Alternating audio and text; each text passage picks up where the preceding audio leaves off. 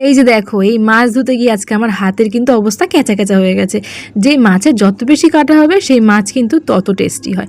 আর আজকে আমাদের বাজার থেকে এনেছে এই বড় বড় সাইজের কই মাছ। মাছের গায়ে নুন হলুদ ভালো করে মাখিয়ে নিলাম। এই মাছটা না আজকে আমি গরম জল দিয়ে প্রায় 7 থেকে 8 বার ধুয়েছি। আর তারপর দেখো মাখিয়ে রেখে কিন্তু কড়াইতে বেশ কিছুটা তেল গরম করে নিয়ে মাছগুলোকে দিয়ে দিয়েছি। আর মাছগুলোকে খুব বেশি ভাজবো না, তাহলে কিন্তু একদম মাছ খুঁজেই পাওয়া যাবে না, আর কোনো টেস্ট হবে না। তো সেই জন্যেই একটু এপিটোপিট করে নিয়েছি। আর তারপরে সেই মাছগুলোকে তুলে নিয়ে সেই তেলের মধ্যেই, মানে মাছ ভাজার তেলের মধ্যেই আরও বেশ কিছুটা তেল দিয়ে কিন্তু দিয়ে দিয়েছি ওর মধ্যে কালো জিরে ফোড়ন।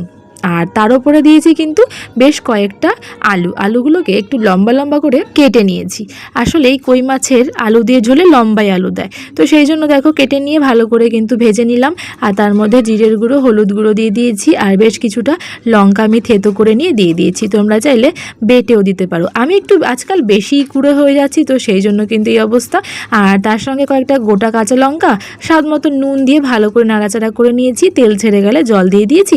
আর জলটা খুব ভালো করে টকবক করে ফুটে আসলে ওর মধ্যে কিন্তু দিয়ে দিয়েছি ভেজে রাখা মাছগুলোকে। জলটা না একটু বুঝে দিও, মানে ওই মাছগুলো যাতে ডুবে যায় সেরকম অনুযায়ী জল দিয়ে কিন্তু খুব ভালো করে একটু ফুটিয়ে নেবো।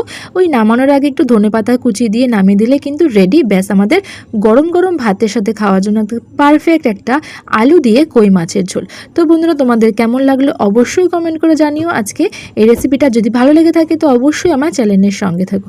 তো চলো আজকের মতো এখানেই, দেখা হবে এরকমই কোনো নেক্সট ভিডিওতে। টাটা।